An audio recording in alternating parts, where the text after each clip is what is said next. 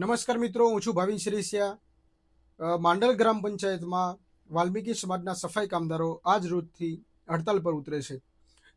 અને કેમ હડતાલ ઉપર ઉતરે છે એની જે માહિતી આપવા માટે હું આજે તમને વિડીયોના માધ્યમથી જણાવું છું।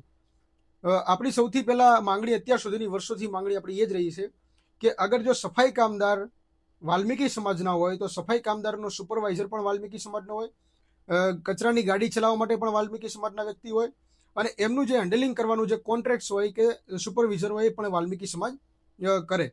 અને આઉટસોર્સિંગ પદ્ધતિ કહેવાય કે જે બહારથી કર્મચારીઓ લાવવા અથવા બહારથી બીજી સમાજમાંથી કર્મચારીઓને લાવવાના વાલ્મીકી સમાજ ઉપર થોપી બેસાડવા। તો જો સફાઈ કામ કરવા માટે વાલ્મીકી સમાજને નક્કી કરવામાં આવે છે, સફાઈ કામ કરતા બધા લોકોને શરમ આવે છે ને નીચું કામ લાગતું હોય, તો વાલ્મીકી સમાજના કોન્ટ્રાક્ટર બનીને, વાલ્મીકી સમાજના સુપરવાઇઝર બનીને અને બેસી રહેવું, એમનો પગાર ખાવો, એ કેમ શરમજનક વાત નથી લાગતી? તો ગ્રામ પંચાયત તરફથી આજે એવું કહેવામાં આવ્યું છે કે વાલ્મીકી સમાજના જે સફાઈ કામદારો છે એનું હેન્ડલિંગ અમે કરશું। અમારે વાલ્મીકી સમાજના સુપરવાઇઝરની કે વાલ્મીકી સમાજના કોન્ટ્રાક્ટરની કે એમનું હાજરીપત્રક સાચવવાવાળા કોઈ વ્યક્તિની જરૂર નથી। તો જે વ્યક્તિ, જે સમાજના વ્યક્તિ હાજરી સાચવે, જે સમાજના વ્યક્તિ એમનું સુપરવિઝન કરે, એ સમાજના સફાઈ કામદારો લાવીને ગામને સફાઈ કરાવે, એવી અમારી માંગણી છે। એકવાર તમે ટ્રાય તો કરો કે તમારી સમાજના વ્યક્તિઓ સફાઈ કામ કરવા માટે આવે છે કે નથી આવતા એમ। ઝાડુ પકડો, સાવરણો મારો અને ગામની ગંદકી દૂર કરવી, ઉકરડામાં ઉતરવું, એ કઈ સમાજ કરી શકે છે તમે નક્કી કરો। એ વાલ્મીકી સમાજ કરી શકે છે, બીજા કોઈ સમાજની તાકાત નથી કરી શકવાની। તો વાલ્મીકી સમાજનો એ અધિકાર બને છે કે પોતાના સુપરવાઇઝર પણ પોતાની સમાજના હોય ને ટ્રેક્ટર કે કચરાની ગાડી ચલાવનારા ડ્રાઈવર પણ એ પોતાની સમાજના હોય, એ એમનો અધિકાર બને છે। હવે મિત્રો, અહીંયાથી હું તમને આહવાન કરું છું કે આગામી સમયમાં આપણે ગામમાંથી રેલી સ્વરૂપે નીકળીને અને ગ્રામ પંચાયતમાં આપણે ધરણા પ્રદર્શન કરવાની જરૂર પડશે। એટલા માટે જેટલા પણ સમાજના આગેવાનો જોવે છે, જેટલા પણ સમાજના લોકો જોવે છે, જેટલા પણ કાર્યકર લોકો છે, સામાજિક કાર્યકર છે, વાલ્મીકી સમાજના જે આરટીઆઈ એક્ટિવિસ્ટ છે, વાલ્મીકી સમાજના આપણા જેટલા પણ લોકો પેનલ જે છે આપણે વકીલોની, એ તમામ લોકોને વિડીયોના માધ્યમથી હું જણાવું છું કે માંડલ ગામની અંદર ગ્રામ પંચાયતમાં આપણે એક મોટા આંદોલનની જરૂર પડશે, જેમાં અત્યાર સુધી અમે તમારી સાથે રહ્યા છીએ ને આજે તમારે અમારી સાથે રહેવાનું છે, સાથ સહકાર આપવાનો છે। જ્યારે પણ આપણે આંદોલન કરીએ, જ્યારે પણ આપણે ધરણા પ્રદર્શન અને ઉપવાસ આંદોલન પર બેસીએ, ત્યારે અમે તારીખ નક્કી કરીને આપ સૌને જાણ કરીશું અગાઉના વિડીયોના માધ્યમથી। આગળ હવે આપણે જે વિડીયો બનાવી એ વિડીયોમાં હું તમને એ તારીખની જાણ કરીશ। પણ આ વિડીયોથી હું તમને જાહેર કરું છું કે દરેક લોકો આના માટે તૈયારી રાખે અને માંડલ ગામમાં ગ્રામ પંચાયતની અંદર જેટલા પણ સફાઈ કામદારો છે એ સફાઈ કામદારો હડતાલ ઉપર કેમ ઉતરે છે, એમની પાસે શું અત્યારે શોષણ થઈ રહ્યું છે, એમની સાથે કેવા ભેદભાવો થઈ રહ્યા છે, એમને કેવી રીતે કામ કરવામાં આવે છે, એ બધી જ માહિતી એ પણ હું તમને આગળના વિડીયોમાં જણાવવાનો છું। જેમ કે સેફટી કિટ વગર કામ કરવું, બાળ મજૂરી કરાવી, કોઈ પણ પ્રકારના સંસાધનો વગર એમને કામની સોંપણી કરવી, સાવણ અને દંતારીઓ જે છે એ એમને વર્ષના અંદર 2-3 વાર આપવામાં આવે છે, માત્ર 2-3 વાર। દિવાળીના દિવસે સાવણ આપીને જ્યારે આપવામાં આવે ત્યારે એવું બતાવવામાં આવે છે કે સોનાનો સાવણો આપીએ છીએ એમ। જો દિવાળીના દિવસે વર્ષમાં એકવાર જો દંતારી આપવામાં આવે તો એવું બતાવવામાં આવે કે જ્યારે દંતારી લોખંડની નહીં પણ સોનાની છે, એવી રીતે દર્શાવવામાં આવે, એવી રીતે આપવામાં આવે છે। અને એમનું જેટલું પણ શોષણ થઈ રહ્યું છે, આજે પણ વાલ્મીકી સમાજના જે સફાઈ કામદારો છે માત્ર 200 રૂપિયાની અંદર કામ કરે છે।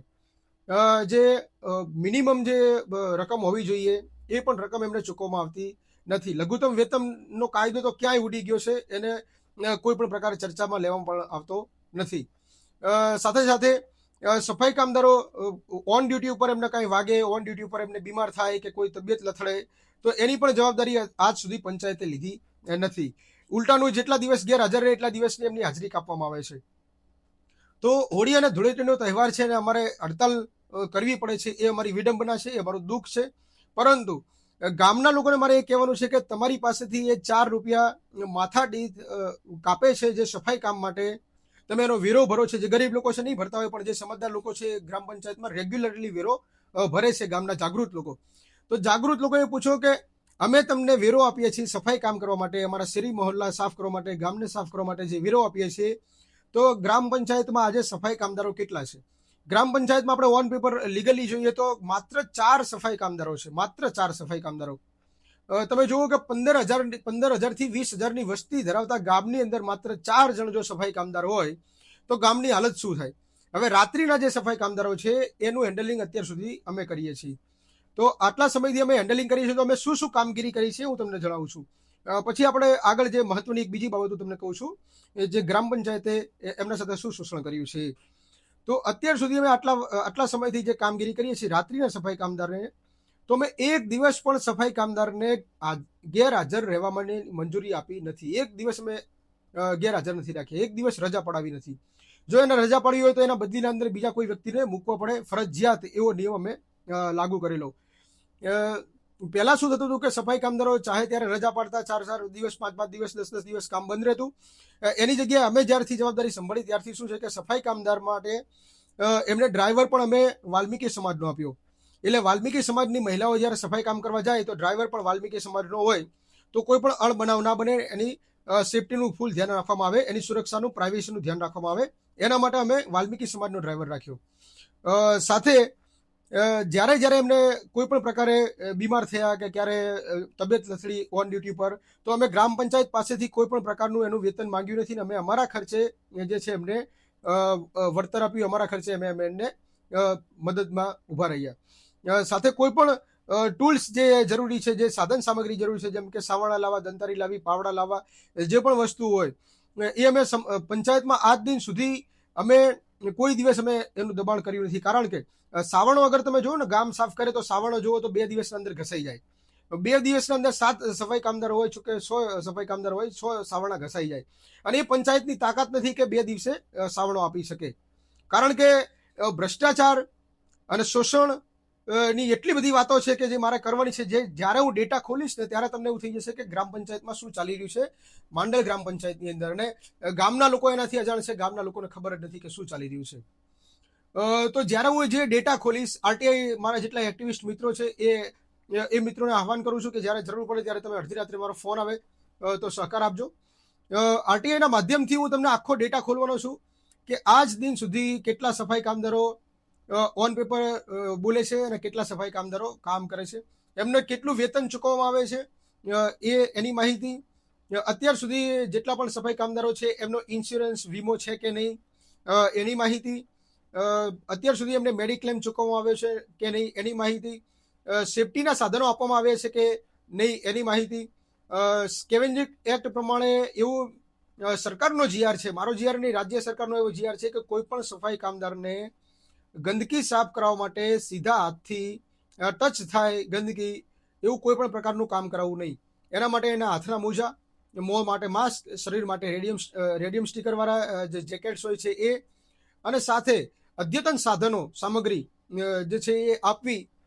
આ તમામ પ્રકારના જીઆર જે છે રાજ્ય સરકારના છે, મારા જીઆર નથી. એ પ્રમાણેનું 1% પણ કામ માંડલ ગ્રામ પંચાયતમાં કરવામાં આવતું નથી. તેમ છતાં અત્યાર સુધી અમે અમારી જવાબદારી લઈને આ કામ સંભાળ્યું છે. જ્યારે ગ્રામ પંચાયત ઉપર કોઈ આપત્તિ કે કોઈ સંકટ આવતું ત્યારે અમે ઢાલ બનીને ઉભા રહેતા. પરંતુ હવે જો વાલ્મીકી સમાજના પ્રશ્નો અને એમના શોષણની વાત આવશે તો અમારે એક મજબૂત લડત આપવી પડશે.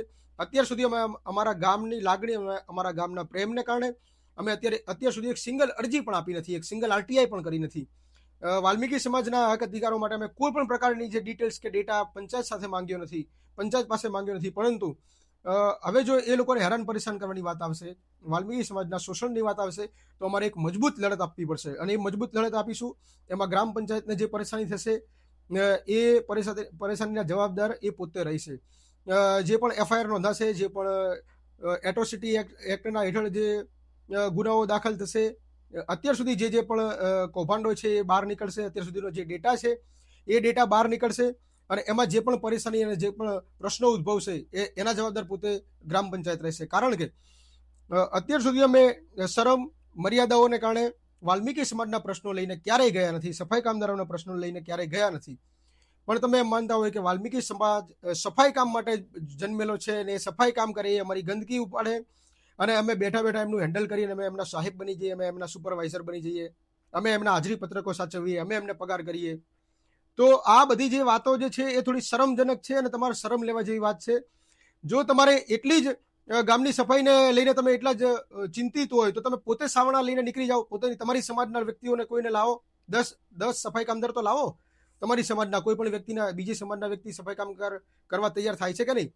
વાલ્મીકી સમાજના લોકો સફાઈ કામ કરે છે એનો મતલબ એવો નથી કે મજબૂર છે, એ જાનવર છે અને તમારા ગુલામ બની ગયા છે, એવું નથી. એ સફાઈ કામ કરે છે તો એ ખૂબ જ અઘરું કામ છે અને કોઈ ના કરી શકે એટલું અઘરું કામ છે. તમે તમારા ઘરનું પોતાનું એક આંગણું વારો ત્યારે તમને ખબર પડે કે સફાઈ કામ કરવું કેટલું અઘરું છે. તો અત્યાર સુધી અમે જેટલી પણ કામગીરી નિભાવી છે, નિષ્ઠાથી નિભાવી છે, પારદર્શી કામગીરી નિભાવી છે. અમે સફાઈ કામદારોની જે મહિલાઓ જાય છે એ મહિલાઓના પ્રાઇવેસીને ધ્યાનમાં રાખીને, એમના સુરક્ષાને ધ્યાનમાં રાખીને અમે કામગીરી નિભાવી છે. હવે તમારે એમની સાથે બીજા કોઈ વ્યક્તિને મોકલી દેવા છે અથવા તો એમનું જે છે શોષણ કરવું છે, એમનું હાજરી પત્રકો તમારે સાચવવા છે, એમની ગેરહાજરીઓ તમારે મૂકવી છે, ક્યારે ક્યાં શું કામ કરાવવું, શું ના કામ કરવું, બરાબર છે, એના વિશેના તમારે દબાણો આપવા છે. તું તારી ભાષાથી તોછડાઈપૂર્વક બોલવું છે. આવી બધી વાતો જે છે એ નહીં ચલાવી લેવા આવે અને એ વાતના હું ઠોસ પુરાવા આપીશ એમ. આવું બધું અમારી પહેલા થતું હતું ગ્રામ પંચાયતની અંદર, એના ઠોસ પુરાવા અને ઠોસ હું સાબિતી આપીશ. અને આરટીઆઈમાં જે માહિતી નીકળે એ માહિતી વધુ હું ગ્રામજનો માટે ખુલ્લી મૂકવાનો છું કે ગામના લોકોને ખબર પડે કે આપણી ગ્રામ પંચાયતની અંદર શું ચાલી રહ્યું છે એમ. તમે જે વેરો ભરો છો, તમે જે વિગોટી ભરો છો, એનો ક્યાં ઉપયોગ થઈ રહ્યો છે. 15,000ની 20,000ની વસ્તીએ કેટલા સફાઈ કામદારો આજે ઓન રેકોર્ડ ઉપર છે, કેટલા લોકો રિટાયર થયા છે, એની બદલીમાં બીજા લોકોની ભરતી કરવામાં આવી છે કે નથી આવી, એનો ડેટા પણ હું તમને આપવાનો છું. તો મિત્રો, આ વિડીયોના માધ્યમથી દરેકને હું આહવાન કરું છું, સમગ્ર ગુજરાતની અંદર વાલ્મીકી સમાજના જેટલા પણ કાર્યકર્તાઓ છે, અનુસૂચિત જાતિના જેટલા પણ કાર્યકર્તાઓ છે, જેટલા પણ આંબેડકરી વિચારધારામાં માનવાવાળા છે, સંવિધાનિક વિચારધારામાં માનવાવાળા છે, એ તમામ લોકોને આહવાન છે કે જ્યારે અમે ધરણા પ્રદર્શન અને ઉપવાસ આંદોલન ઉપર બેસીએ ત્યારે તમામ લોકો જે છે અમારી સાથે જોડાઈ જાય અને વાલ્મીકી સમાજના હક અધિકાર માટે હવે આપણે એક મજબૂત લડત આપવી પડશે. કારણ કે જો લડત નહીં આપીએ તો આ લોકો મન ચાહે એમ ગ્રામ પંચાયતને એક રમકડું સમજી લેશે, એક રમતનું સાધન સમજી લીધું. આજે કોઈને રાખી લીધો, કાલે કોઈને છોડી દીધો. આજે કોઈ વ્યક્તિને કામ ઉપર રાખી લીધા, કાલે એની હાજરી કાપી લીધી, કાલે એને છોડી દીધા. આજે કહી દીધું કે તમે કાલથી હવે કામ ઉપર ના આવતા. જેને મન પાવે એમ એક રમતનું સાધન સમજી લેશે. ગ્રામ પંચાયત એ રમતનું સાધન નથી. તમે ગામડાની ગ્રામ પંચાયત જુઓ ને, એમાં ગ્રામ પંચાયતનું તમે મકાન જુઓ ને તો એ તમને આમ નયન રમ્ય લાગે, તમને થોડું જોવું ગમે. અને આજે માંડલ ગ્રામ પંચાયતનું તમે મકાન જુઓ, ગ્રામ પંચાયતની અંદર તમે જાઓ તો તમને કરડવા દોડશે. એવી હાલત ગ્રામ પંચાયતની થઈ ગઈ છે. આ બધી હાલત થઈ ગઈ છે એનું કારણ છે ગ્રામ પંચાયતના કર્મચારીઓ જ્યારે નિર્ણયો લે છે ત્યારે નિર્ણયોના અંદર ઉતાવળ કરે છે. નિર્ણયો લે તો ત્યારે મેજોરિટી બાજુ નિર્ણય લે છે. મેજોરિટી જો બીજી દિશામાં દોડી ગઈ, સાચી દિશામાં નહીં ને ગેરમાર્ગે દોડી ગઈ, તો મેજોરિટી બાજુ નિર્ણય લેવાઈ જાય છે. તો આજ રોજથી વાલ્મીકી સમાજ માંડલ ગામમાં હડતાલ પર ઉતરે છે. તહેવારો ઉપર જે કચરાના ઢેર જામે, તહેવારો ઉપર ગામ જે છે એ કચરાથી, ગંદકીથી ભરાય, તો એના માટે અમે માફી ચાહીએ છીએ. પણ આ એક હક અને અધિકારની લડાઈ છે, એમાં અમારે લડત આપવી જરૂરી છે. વધુ માહિતી જે છે એ મારી પાસે ઘણો બધો ડેટા છે. ઘણો બધો ડેટા એવો છે કે એક વ્યક્તિની ઇજ્જત જે છે ને એ આસમાનથી સીધી જમીન ઉપર આવી જશે એક જ દિવસના અંદર, એક જ કલાકની અંદર જેવો વિડીયો પબ્લિશ થશે. એવો ડેટા અમારી પાસે પડ્યો છે અને એ ડેટા હું તમને છે આગળના વિડીયોમાં બતાવવાનો છું.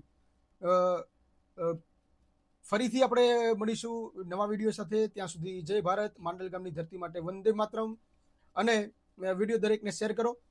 માંડલ ગામની અંદર જે સફાઈ કામદારો છે એની સાથે શોષણ થાય નહીં, એના માટે હું એ સમાજનો વ્યક્તિ હોવાના નાતે, એ સમાજનો સેવક હોવાના નાતે મારે જે છે એ મજબૂત એક લડત આપવી પડશે. તો તમામને વિનંતી છે કે વિડીયોને જરૂરથી શેર કરે.